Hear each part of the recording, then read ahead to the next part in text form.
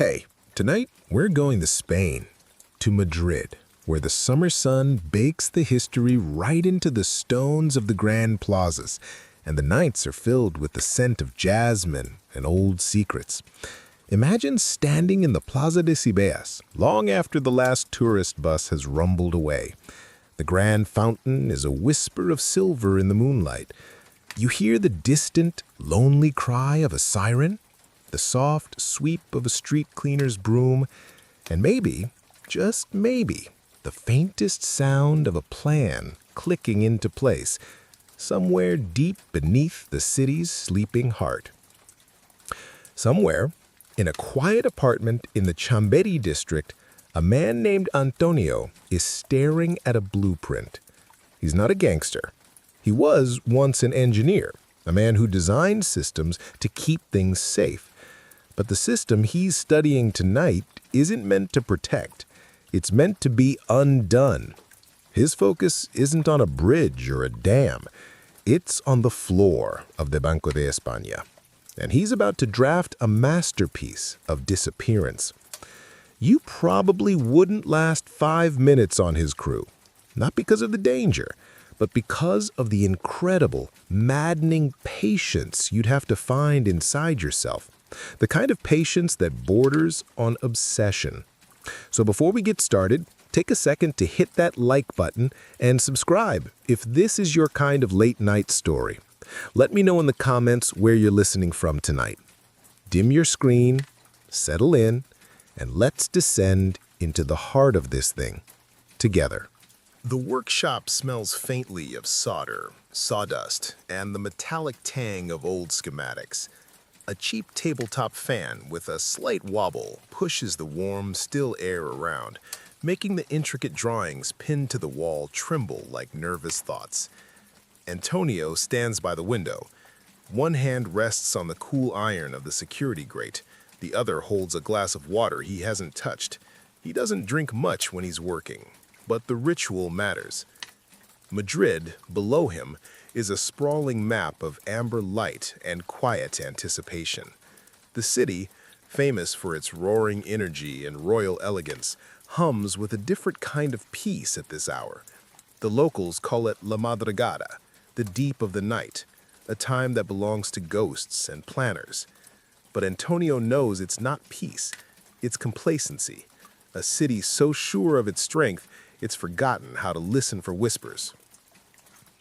He's 51 years old, but tonight, under the weight of an idea so perfect it feels like it was whispered to him in a dream, he feels timeless. The air in the room holds a kind of pressure, like a secret that's about to break, not loudly, but with that quiet, satisfying click of a vault's final tumbler falling perfectly into place.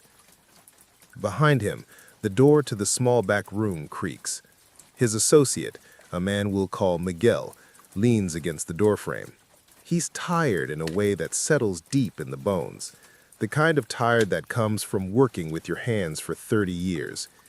"He's here," Miguel says, his voice a low gravel. Antonio turns. The glass of water is placed on a coaster with a soundless, deliberate motion. Inside, a younger man waits. He is not from Madrid. His hands are too soft, his suit a little too sharp. He's a specialist in electronics, brought in from Barcelona. He carries an aura of professional respect balanced with a deep, unspoken skepticism. He's not here for small talk. He's here to see if this quiet former engineer is for real.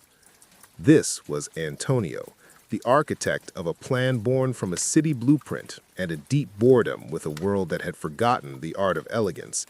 He ruled his workshop not like a criminal, but like a meticulous watchmaker who hated crooked lines and imprecise calculations.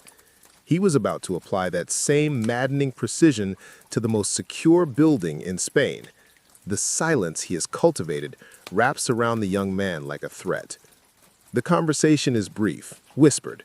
They discuss the bank's seismic sensors, the frequency of the microwave perimeter alarms, the patrol schedule of the Guardia Civil, a missing component for a frequency jammer from a supplier who got spooked.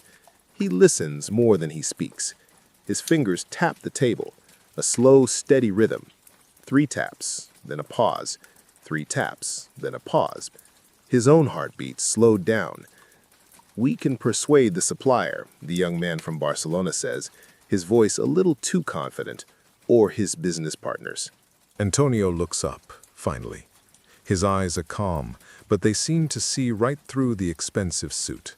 "Neither," he says, his voice soft but absolute. "We fix the problem. We do not create new ones. Find another source." There's a pause, not a challenge, just the sound of a professional mind recalculating the odds around a new variable. This engineer doesn't speak like a thug, but his stillness is louder than any threat the young man has ever heard. It's deliberate. Like designing a bridge that must withstand an earthquake, you account for every stress, especially the human ones. After the meeting, Antonio walks to the small enclosed balcony at the back of the apartment. Below, a shared courtyard where a single gnarled olive tree grows, its leaves silver in the moonlight. A cat sleeps on a warm section of the roof across the way. Above them, the stars are brilliant, sharp in the clear Madrid sky. He does this every night. He returns to the place where the wind has no agenda, where the city becomes a map of possibilities, where he can feel the immense weight of his plan without anyone seeing his shoulders tense. Tonight, though, he feels a prickle on his neck, the feeling of being watched. He scans the rooftops, the dark windows of the buildings opposite. He sees nothing. A flicker of a television screen, a curtain moving, or maybe it's just a trick of the light. It doesn't matter. He knows he's being watched, by the police, by rival factions, by the universe itself. When you plan something this big, you become the center of a gravity well. Everything and everyone is pulled toward you. He sits on a small stool, the city spread before him like a promise waiting to be broken. The fan is still turning below. The shadows crawl across the walls of his workshop. In the distance, a church bell tolls 3 times. Someone's prayer or someone's warning. His pager, an old, reliable model, buzzes once. A string of numbers with no context. A coded message from his lookout near the bank. The late-night inspector made his rounds. 47 minutes, no deviations. He deletes it without replying. The ritual matters. The entrance to their practice space is a heavy steel door in the basement of a disused textile factory. No sign, no warning, but everyone on the small team knows what it is. In the 1970s, a splinter group of separatists used this basement to store explosives. They were caught. They never talked. The silence of the place remained. At 1:03 a.m., Antonio arrives. The air down below is cool and thick with the smell of damp concrete and history.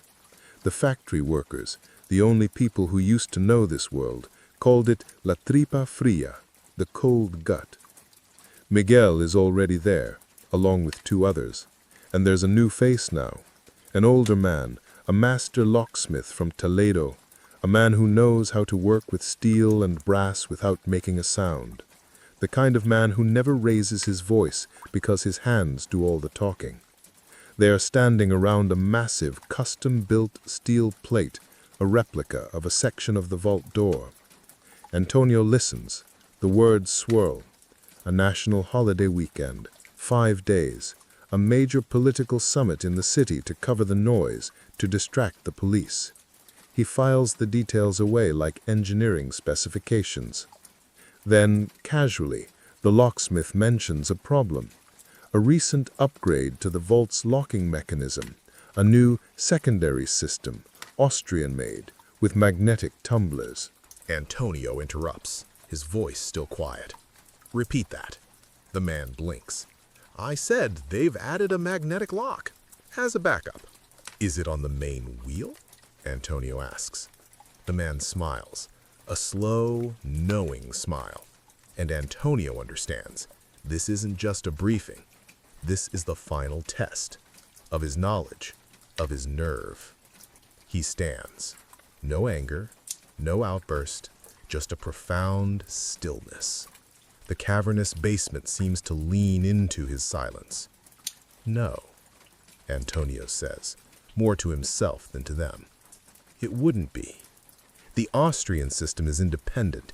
It's a dead man's switch. It's not in the door at all. He walks over to a blueprint on the wall.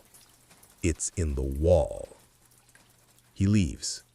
On the way out, a shadow detaches from a corner. His lookout. Ready? The man asks. Antonio nods.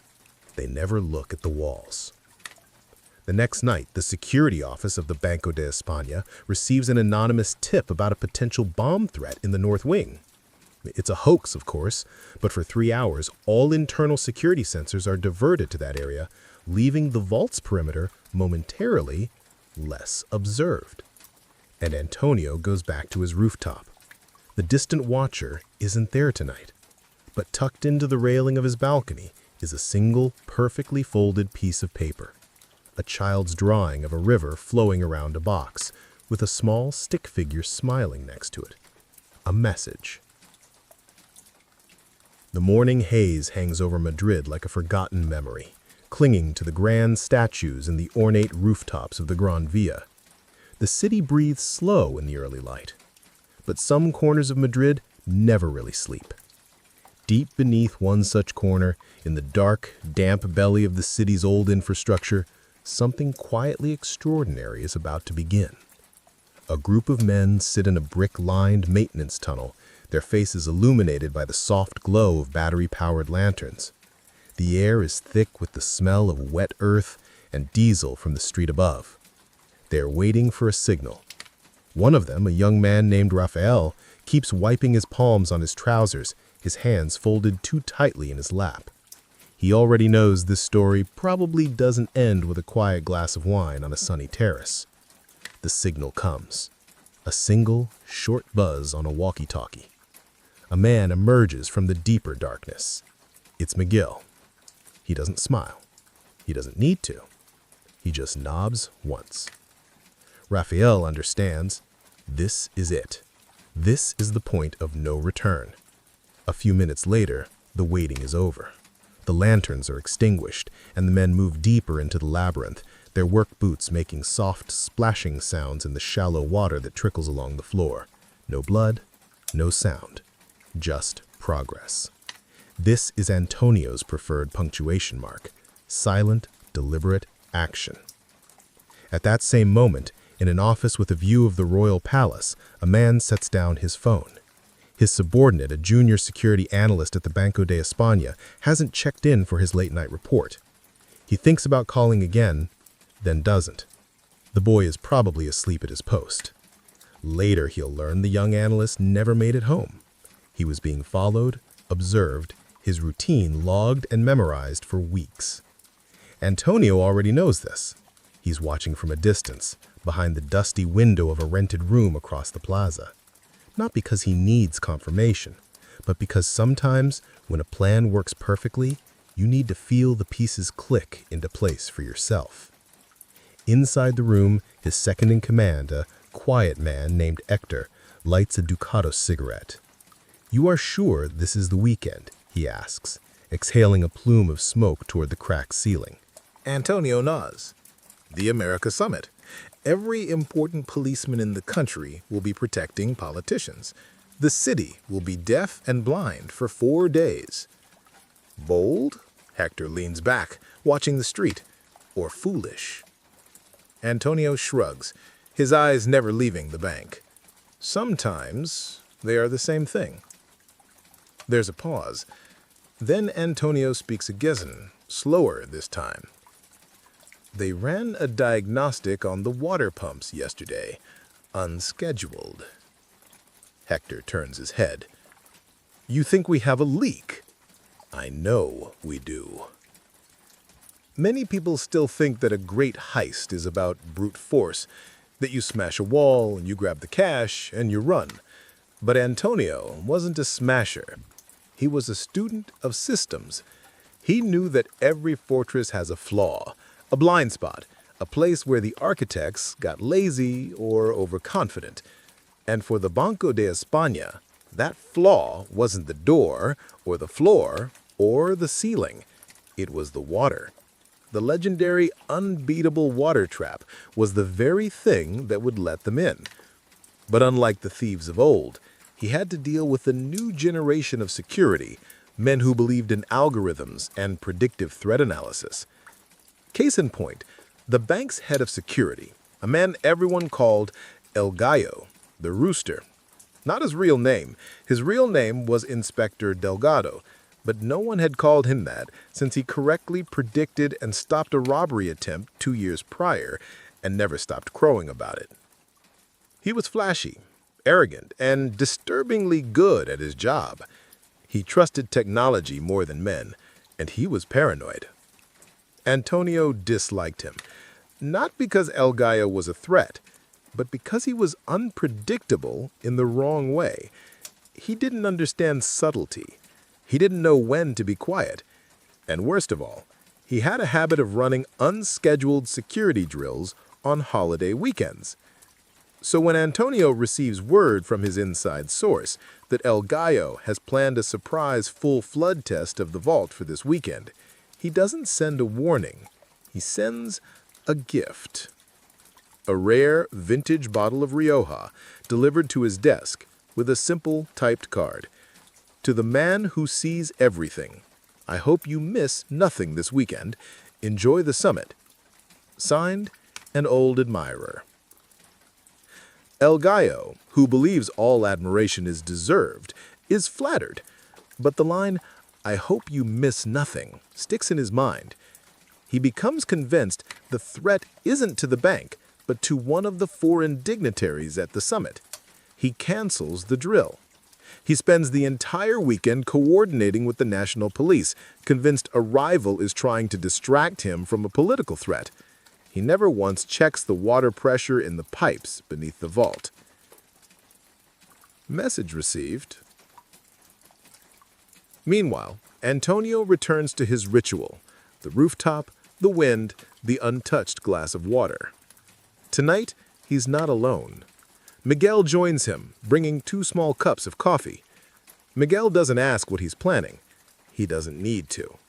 He just sits beside him. The silence comfortable between them.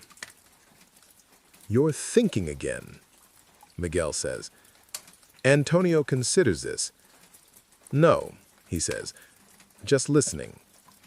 And that somehow sounds more honest than anything else he has said all day. Down below, the city continues to breathe its slow, deep breaths. And Antonio, he listens. He listens to the streets, to the silence, to the tiny, almost imperceptible noises that tell him when something is off. Because Madrid doesn't yell its secrets, it whispers them. And tonight he hears something new, the faint rhythmic thump, thump, thump of a hydraulic pump miles away, muffled by the earth. It's subtle. Another crew, maybe. Or just the city's maintenance. He turns toward the edge of the rooftop. His pager buzzes once. A new message. A single word. Ready. He stares into the dark. This isn't about money anymore. It has never been about the money. It's about art. The kind that doesn't hang in a museum. The kind that proves that even the most perfect system can be undone by a quiet man with a better blueprint. He slips the pager into his pocket and walks down the stairs, slower now, measured, each step deliberate. By the time he reaches the alley behind the building, Hector is already waiting. Got ready? He says. Tunnel route or surface? Antonio doesn't answer immediately. He glances at the streetlight flickering above them, then back at the fan in the window, still rotating on its tired hinge. Neither, he says. We go to the archive. Hector swallows. He knows what that means. The Archive Histórico Nacional. That's where the old records are kept. The ones written by hand, by men long dead. The ones that speak in whispers of iron and stone. And tonight, Antonio is going to ask them for one last secret. Because when you're about to redirect a river that flows beneath the heart of Spain, you need more than a plan. You need history on your side. The Archive Histórico Nacional isn't on any tourist guide. It's the kind of place that doesn't just hide in the city, it camouflages. Tucked behind a bustling ministry building, its stone walls are stained with rain and memory. At night, it smells of aging paper and dry dust. During the day, it smells like nothing, as if the place has learned how to erase its own presence from the air. Antonio moves through the grand, silent reading room as if stepping back in time. No tour groups here, no selfie sticks. Just the distant hum of the city, too busy to notice its own history being checked out like a library book. He stops before a small locked section marked Ingeniería Civil, Siglo XX. A tiny emblem carved into the wood, a compass and a gear, is the kind of mark only an old guild member would recognize. He uses a key, not a metal one, a piece of paper with a barcode given to him by a man whose family owed his family a favor from a lifetime ago. A door clicks open. The guard doesn't look up from his newspaper. Antonio steps down into the sub-basement. The corridor is lined with rolling shelves, packed tight with cardboard boxes and leather-bound volumes. At the end of the aisle, a single wooden table sits beneath a bare, yellowed light bulb. He finds the box he's looking for. Banco de España, Sistema Hidráulico, 1934 to 1936. He lifts the heavy lid. Inside are the original construction notes, written in a spidery, elegant hand. The engineer's personal diary. He flips through the pages. Calculations, stress tests, material specifications. And then he finds it. A small, almost invisible annotation on the final page, next to a diagram of the main floodgates.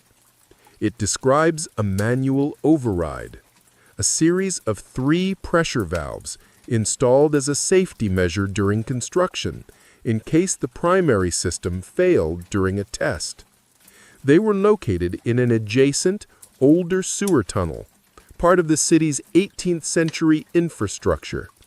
They were never meant to be used. They were never even included in the final official blueprints. They were a secret between the engineer and his creation, a failsafe, a ghost in the machine. Antonio takes a photograph of the page with the micro camera. He doesn't smile. This isn't a victory. It's a confirmation. The system has a soul, and he has just found the key to whispering in its ear. He closes the box, his movements slow and reverent. As he walks back up the stairs, he thinks about the engineer, a man dead for 40 years. A man who built the perfect trap, but who also built a secret way out. Did he do it out of pride? Or out of a deep understanding that nothing, not even a fortress of steel and water, should be absolute? Back outside, the sky is beginning to soften. That fine Madrid mist that doesn't fall, but lingers, clinging to your hair and the color of your coat. Antonio doesn't hurry. He walks with the kind of pace that says, I am not lost, but I am not arriving either. By the time he reaches the car, Hector is already inside, the engine running. Did the dead men say anything useful? Hector asks. They told me where they hid the keys. You knew? Antonio shrugs. I only had the theory. A system this complex always has a manual override. It's a law of nature. They just showed me the map. They drive in silence for a while, passing crumbling walls where a faded political slogan from a forgotten election still clings to the bricks. One reads, "Confía solo en el silencio." Trust only silence. Later that night, Antonio returns to his workshop. He peels off his jacket and stands at the sink, splashing cold water on his face. He stares at his reflection in the small cracked mirror longer than usual. He doesn't see himself. He sees his own father, not the quiet banker, but the man before that. The engineer who once spent a week redesigning a railway bridge because he didn't trust the original architect's math. Quiet dignity, obsessive control, and above all, the belief that chaos could be managed if you just had the right blueprint.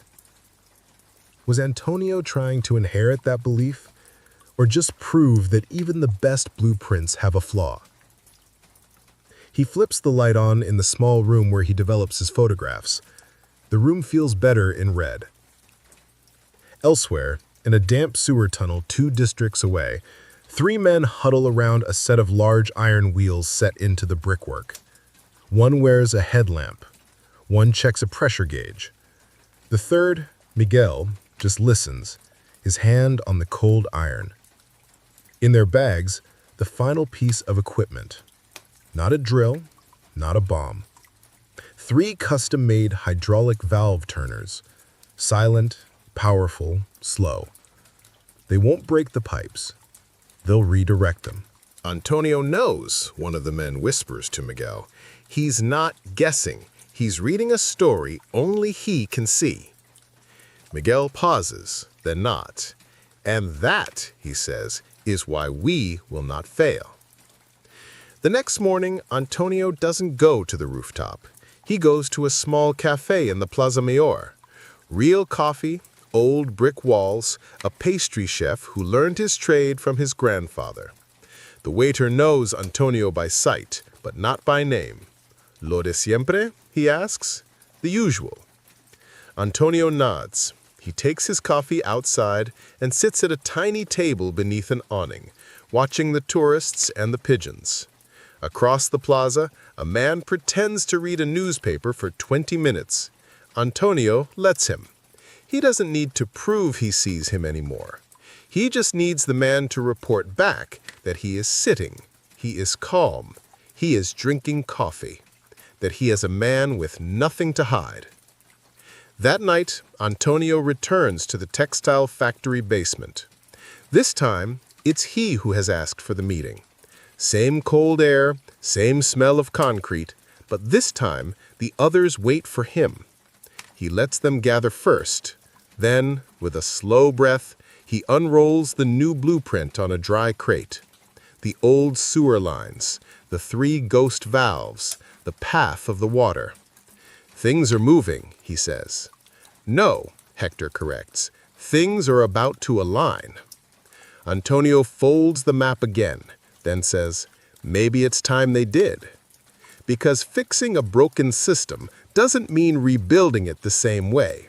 Sometimes it means finding the original architect's ghost and asking him, very politely, for the keys. And then turning them so slowly, so quietly, that the system doesn't even know it has been opened. It simply believes it was always meant to be.